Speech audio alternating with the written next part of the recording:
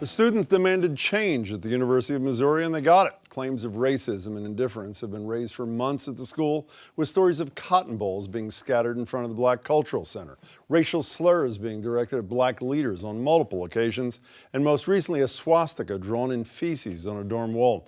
One student decided to go on a hunger strike until the president was forced out. Then the African Americans on the football team, which brings in tens of millions of the school's coffers, backed him, saying they'd refuse to play, and their coach backed them. They asked me if I'd support them, and I said I would. I didn't look at consequences. That wasn't about it at the time. It was about helping my players and supporting my players when they needed me. Yesterday, they all claimed victory when the president announced his resignation. Use my resignation. Please, please use this resignation to heal, not to hate. And let's move forward together for a brighter tomorrow. But what's the moral of the story? And closer to home, Yale University has seen a series of protests in recent months with claims of racism and insensitivity on one side and concerns about whether the First Amendment still exists at Yale on the other. Of course, if the Yale football team threatened a boycott like Missouri's, the only people who would notice might be Harvard. At any rate, joining me now to talk more about all this are Jesse Toriak. Jesse's director of the Donahue Institute for Ethics, Diversity, and Inclusion, also an assistant psychology professor at LaSalle College. Jesse, it's great to meet you. Harvey Silverglate, the co-founder of the Foundation for Individual Rights in Education. Good to see you, Harvey. And Carl Williams is an attorney with the ACLU of Massachusetts. Carl, good to see you, too. Quickly, is the school's president gone because Black Lives Matter or because football matters, Jesse? I feel that the school's president is gone because, sadly, there's been a slow responsiveness to the issues that have really been ongoing for several months. Would he have resigned yesterday if the football team didn't threaten to not play, lose $1 million fine, not to mention tens of millions of dollars? No, he would not. No, he would not have resigned. I think, sadly, some administrators resign because they see the light. Most resign because they feel the heat. And ultimately, there was a young man on a hunger strike, and he was in day 8. That might have forced the issue, but it was football and revenues that ultimately did the trick, wasn't it, Harvey? I think it was, although that's not the usual situation. I mean, ordinarily, I would say if there was a president should not easily be forced out of a university presidency. In this case, it sounds like he didn't run a very tight ship. Do you want to make it unanimous, Carl? I think that's correct, but I'm going to change the narrative a little bit. Black people and their allies, brown folks, and people who stood up for racial justice took a stand, took power back for people, and won a victory. Yeah, but would the administrators have cared that black people took power there if amongst the black people were not the men who carry the football and tackle others who do? We play some sports, we do some entertainment stuff, we're lawyers, we're doctors, and all of that power together, right? All of that, and students, all that power together made a difference. I want to raise another issue that rose during the Missouri protest. Here's a video of one group trying to stop a student journalist from just taking photos. Hey, go home! You think it's funny? You need to move. I have a job to do. I'm documenting this for a national news organization. A student journalist tried to argue it was his First Amendment right to document the event, just as it was their right to protest. But they ultimately pushed him away, telling him it was their right to walk forward. And then the person filming the whole thing had this encounter with an assistant professor of communications. Hi, media. Can I talk to you? No, you need to get out. Well, you need to get out. No, I don't. You need to get out. I actually don't. All right. Hey, who wants to help me get this reporter out of here? I need some muscle over here. I need some muscle over here. So in an attempt to right one injustice, it seems to me they're perpetrating another. Is that not a fair assessment of what happened there, Carl? I think when people sometimes when people stand up and get a sense of their own power, sometimes tempers flare. But does that excuse that kind of behavior? No, it doesn't. It doesn't. But I think what you see is a rarity, right? When, especially not this person individually, but when black folks, when people of color and people who are traditionally oppressed start to get a sense of their own power, sometimes it can go too far. But clearly, the greater good that happened at both Yale, or what's going on at Yale and what happened at Missouri, are things that are positive for racial justice. Was the greater good undercut? You wrote a book called Shadow University. It talks about exactly these kind of things. Yes, was the greater good that Carl mentioned undercut by what happened here? It's not an exception. The suppression of speech, and including journalism on the news on campuses, is not the exception. It's getting to be very common. And where do you come down on this thing, Jesse?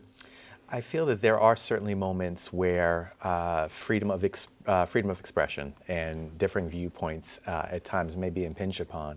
I think that it's critical to recognize that at times there can be conflicting roles and conflicting values in the sense What's that... conflicting here? What's conflicting? They want to protest. He wants to cover it. This is a taxpayer-funded public university. What's the conflict at all? Within this particular situation, there isn't a conflict. I think that that's problematic, and I don't support that. However, when we speak about this more broadly and we talk about college contexts, I think that universities and colleges have a commitment to provide an inclusive and welcoming environment.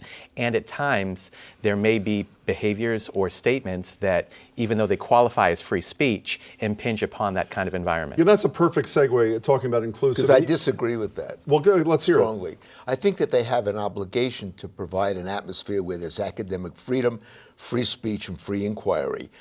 Comfort goes second. You know, which is a perfect segue to, you mentioned the situation at Yale, Carl. Here's what happened. There's something called the Intercultural Affairs Committee, administration, some other people, who warned around the time of Halloween about culturally unaware, insensitive choices. So then in response, a lecturer and her husband, who's a professor, also resided there, voiced in a civil fashion, I thought, their concern about freedom of expression, suggested what Harvey did, that maybe offending shouldn't be prohibited, but it should engender debate and that sort of thing. They were shouted down by protesters. The protesters are demanding they be removed from campus and potentially fired. Same question as before. Carl, doesn't this undercut, I know what your answer is going to be, but doesn't behavior like this undercut the core goal of these protesters? I'm going to push back a little bit on Sure. the facts, but what the master and the assistant master, their husband and wife, what the assistant master said these types of costumes, like blackface, people dressing as Native Americans, that cultural appropriation is fine. I didn't hear her say one word about blackface. If that's true, then I But stand corrected. this is the type of costumes people are talking about, I think, when we're talking about cultural But she didn't appropriation. mention blackface. But the initial message that was talking about cultural appropriation said people shouldn't wear, it would be better if people didn't wear But do you think racist costumes. students at a university, whether it's Yale or any other place, need the administrators to be telling them how to behave? And you're nodding your head. Yes, yes, they do. Absolutely, absolutely. Why? In advance? Absolutely. Go ahead. Sure. I think for two different factors. One, I think the reality is residential segregation is more problematic and more intense now than it has been in previous decades. What do you mean by residential segregation? What I mean by residential segregation is the ability for people from various backgrounds to have exchanges in which they're interacting with one another and getting to know one another. So, for example, the Civil Rights Project that was conducted at Harvard in 2000 found that Boston was the 11th most segregated city in the United States and the 3rd most segregated city for blacks. Yeah, but doesn't creating an artificial environment, which is what it seems to me this Intercultural Affairs Committee was trying to do, sort of ensure that there won't be debate, there won't be dialogue, there won't be discussion? Your head's about to pop off, yes? It is about the pop. Well, go ahead. I would fire all the student life administrators, and I would use the money for scholarships for poor students. Those who signed this letter you're talking about. It is a waste of money to have all these administrators telling the students how to live. You're the First Amendment guy, and you'd fire them all for voicing an opinion they're not crazy about? I would fire them all for doing useless and counterproductive work. I would use the money where it's needed, and that's for scholarships. I don't think you agree with that, Carl, do you? So I think the statements that were made, can they say those things? Yes. Can they be hated for saying those things? And can students stand up and fight back against that? Absolutely. And that's what they did. No one was saying you can never say those words. They said, you can say them. And I can Well, they hate actually them. said to the husband, the professor, we shouldn't even listen to him. You don't deserve to be heard, was their response to his attempt Which to I think engage is right. them. It's like, I don't have to, if someone is ranting, racist rantings or supporting it from a He position wasn't of power. shouting racist rantings. But the statement was, it is fine if people do these things, right? And that's actually not only saying we should have a free environment, it's saying it's okay, which that's crossing a different line. I got to But hold the you there House Masters quickly. were trying to defend academic freedom. They may not have been as articulate as they should have been, but they were trying to defend academic freedom. We have to leave it there. We'll continue at some point in the near future. Jesse, good to see you. Harvey, you as well. Carl, I'm sure you two will continue outside, Thank you. if not all three. Good to see you all.